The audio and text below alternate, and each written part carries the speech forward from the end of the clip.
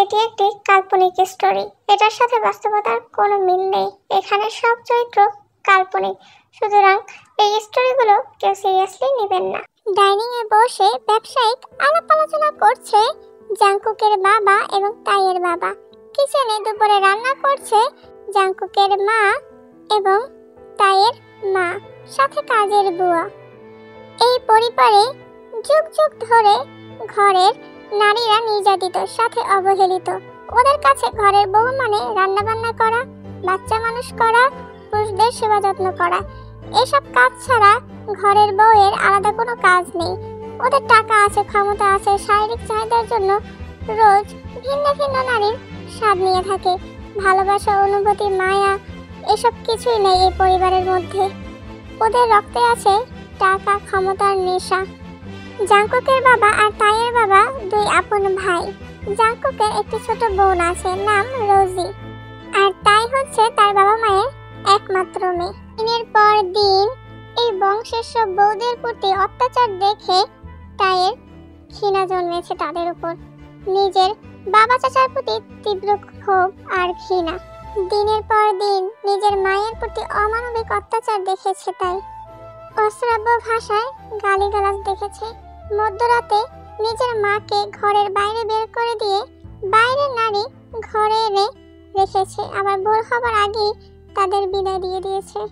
পৃথিবীতে নারীরা সব পারলেও নিজের স্বামীর ভাগ অন্য কাউকে দিতে পারে না। নিজের স্বামীর সাথে অন্য কোনো নারীকে সহ্য করতে পারে না, অথচ এই কষ্টটাই সহ্য করেছে দিনের পর দিন তাইয়ের মা। রাতে সমস্ত অবৈধ কাজ করে সকালে সমাজসেবক হয়ে বের হয় তাদের পরিবারের বংশধররা, অথচ মানুষ জানতেও পারে না তারা কাদের আদর্শমান মানুষ হিসেবে পূজা করে। এসব কারণেই তাই জাংকুককে পছন্দ করে না। সেও এই পরিবারের সন্তান, ভবিষ্যতে বাবা চাচাদের মতোই করবে। তাছাড়া বাবা চাচাদের থেকে তার মেধা, বুদ্ধি, ব্রেন সব দিক থেকে এগিয়ে। এই তো মাস দুয়েক আগের কথা, বাড়িতে তাইয়ের বিয়ের কথাবার্তা হচ্ছিল। ছেলেটা পেশায় ইঞ্জিনিয়ার। কথাবার্তার মাঝে হঠাৎ জাংকুক তার বাবাকে ডেকে আড়ালে নিয়ে গেল। আড়ালে নিয়ে কি বললো সে কথা কেউ জানে না। ফিরে এসে জাংকুকের বাবা সবার উদ্দেশ্যে বললেন, তাইয়ের বিয়ে কোথাও হবে না, তাইয়ের বিয়ে হবে জাংকুকের সাথে। তাইয়ের বাবা মায়ের তাই ছাড়া আর কোনো সন্তান নেই, একটা মাত্র মেয়ে। মেয়েকে দূরে বিয়ে দিয়ে থাকবে কিভাবে? তার চেয়ে বরং জাংকুকের সাথে বিয়ে হলে সারা জীবন মেয়েকে কাছে পাবে। জাংকুকের বাবার হঠাৎ এমন প্রস্তাবে বাড়ির সবাই অবাক হলো, কেননা নিজের আত্মীয় স্বজনের মাঝে বিয়ে তারা কেউ পছন্দ করে না। বিশেষ করে জাংকুকের বাবা এটা সবচেয়ে বেশি অপছন্দ করেন। এই তো কিছুদিন আগে জাংকুকের বাবা এবং তাইয়ের বাবার একমাত্র বোন তার নিজের ছেলের জন্য তাইকে চেয়েছিল। সবার আগে জাংকুকের বাবা বাধা দিয়েছেন এবং নিজের বোনকে বলে দিয়েছেন তার ছেলে যেন এ বাড়িতে পা না রাখে যতদিন তাইয়ের বিয়ে হয়। তাছাড়াও নিজের বোনকে কটাক্ষ করে অনেক কথা শুনিয়েছেন। সে বেঁচে থাকতে নিজেদের আত্মীয় স্বজনদের মাঝে কখনো বিয়ে শাদী হবে না, অথচ আজ সে নিজেই নিজের ঘরের মধ্যে এই কাজটা করলো। হঠাৎ এমন সিদ্ধান্তে আগাগোড়া কেউ খুঁজে পেল না। চরম অবাক হয়ে তাইয়ের বাবা জাংকুকের বাবার দিকে তাকালো। ভাই, তুমি এসব কি বলছো? কেন, তোর কোনো আপত্তি আছে জাংকুকের সাথে তাইয়ের বিয়ে দিতে? না ভাই, তুমি যা সিদ্ধান্ত নেবে আমি সেটা মাথা পেতে নেব। তোমরা কার বিয়ে নিয়ে কথা বলছো? তোমার আর তাইয়ের। জাংকুক অবাকের সুরে বলল, মাথা খারাপ কথাবার্তা। আমি কেন তাইকে বিয়ে করব?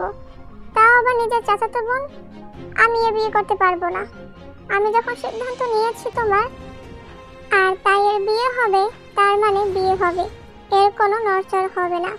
জাংকুক তার মায়ের দিকে তাকালো, বিড়বিড় করে বলল, বাবা এখানেও রাজনীতি করছে। জাংকুকের মা এবার একটু সাহস করে মুখ খুললেন। আপনারা নিজেদের ভিতরে বিয়ে শাদী পছন্দ করেন না, তাহলে আপনার বোনের সাথে এমন বাজে ব্যবহার করেছিলেন কেন? নিজেদের ভিতর যদি তাইয়ের বিয়ে দিতে হয় তাহলে তার ছেলের সাথেই দিন। ছেলেটা তাইকে অনেক পছন্দ করে। তোরে বলতে বলেছি কার সাথে তাইয়ের বিয়ে দিলে ভালো হবে আর কার সাথে বিয়ে দিলে ভালো হবে না? মহিলা মানুষ, যার কাজ চুলায় ছাই খোলা, সে আসছে ভালো মন্দের জ্ঞান দিতে। আর যদি একদিনও দেখি তুই পারিবারিক কোনো ব্যাপারে নাক গলাচ্ছিস, পরিণতি খারাপ হবে। আর কোনো কথা বাড়ালে ছেলের সামনে মান অপমান করে ছাড়বো। তাই চুপ করে গেলেন জাংকুকের মা। আর সেদিন থেকেই তাই আর জাংকুকের বিয়ে নিয়ে পরিকল্পনা চলছে। হঠাৎ এই সিদ্ধান্তের কারণ আজও কেউ জানল না। দুপুরে তাইয়ের হাত শক্তভাবে চেপে ধরে জাংকুক বাসায় ফিরল। ডাইনিংয়ে সবাই বসে আছে।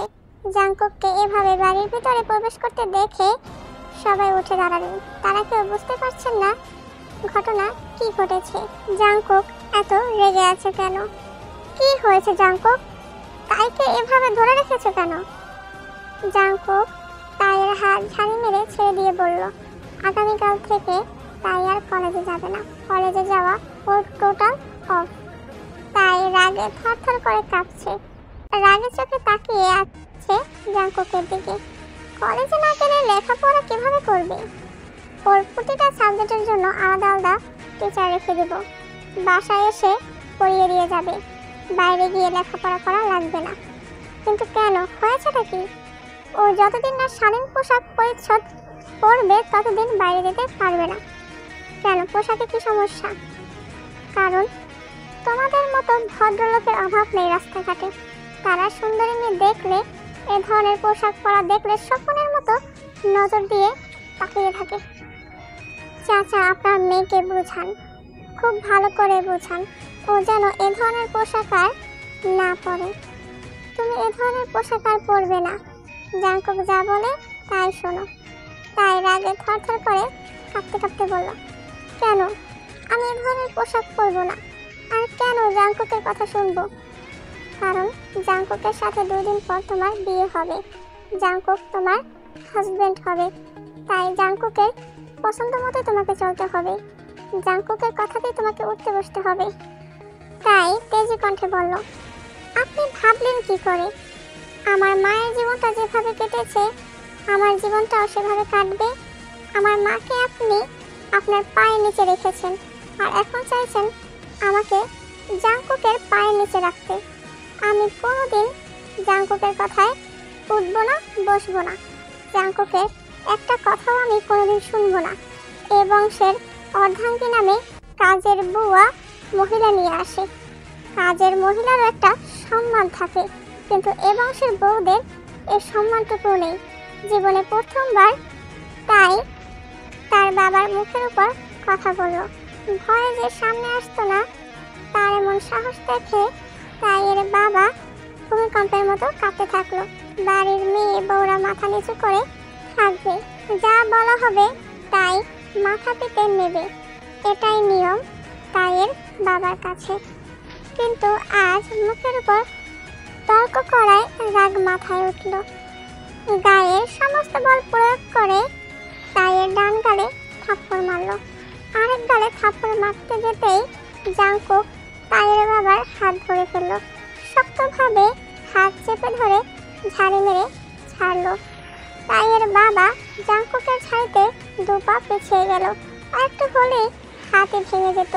রান্নাঘর থেকে সবাই তাকিয়ে দেখছে। জাংকুক তো এমন ছেলে নয়, সে তার বাবা চাচার সাথে কোনোদিন বেয়াদবি করেনি। তবে আজ কেন এমন করলো? আপনি কোন সাহসে ওর গায়ে হাত তুললেন চাচা? আমি আপনাকে বোঝাতে বলেছি, শাসন করতে বলিনি। ও 2 দিন পরে আমার ওয়াইফ হবে। আমার স্ত্রীর সম্মান এত ঠুনকো নয় যে যে কেউ এসে ওর গায়ে হাত তুলবে। ও আপনার মেয়ে হতে পারে, কিন্তু ওর গায়ে হাত তোলার অধিকার আপনার নেই। আপনি আপনার স্ত্রীর সাথে যে ব্যবহার করেন সেই ব্যবহার ভুলেও ওর সাথে করার চেষ্টা করবেন না, তাহলে পরিণাম খুব খারাপ হবে। আপনার জায়গা যদি অন্য কেউ হতো, আমি এই 2 হাত কেটে চাপাটি দিয়ে কুচি কুচি করে শকুন দিয়ে খাইয়ে দিতাম। একটা কথা সবাই কান খুলে শুনে রাখো, তাইকে শাসন করতে হলে আমি করব। অন্য কেউ নয়। তাই আর এক সেকেন্ডও দাঁড়ালো না, কাঁদতে কাঁদতে উপরে চলে গেল। দোতলায় দাঁড়িয়ে আছে রোজি আর ওদের দাদি। তাইয়ের সাথে রোজি আর দাদি তাইয়ের রুমে প্রবেশ করলো। জাংকুকের এহেন কথা শুনে বাড়ির সবারই চোখ কপালে উঠল। এই যেন অন্য এক জাংকুক। এই জাংকুককে কেউ চেনে না। বাবা চাচার সাথে এ ধরনের ব্যবহার তো জাংকুক কখনো করেনি। এই বংশের কোনো ছেলে তো নিজের বউকে নিয়ে এত সিরিয়াস না, নিজের বউকে এত সম্মান দিয়ে কথা বলে না। সবার মনের আঙিনায় একটা প্রশ্ন উঁকি দিচ্ছে, জাংকুক কি তাহলে তাইকে ভালোবাসে? সে তো এই বিয়ে তার বাবার কথা মতো করতে যাচ্ছে। অন্যদিকে তের মা খুব খুশি হয় এটা দেখে। সে তার মেয়ের জন্য এমন ছেলে চেয়েছিল, তার মতো যেন সারা জীবন অসম্মান নিয়ে বাঁচতে না হয় তার মেয়েকে।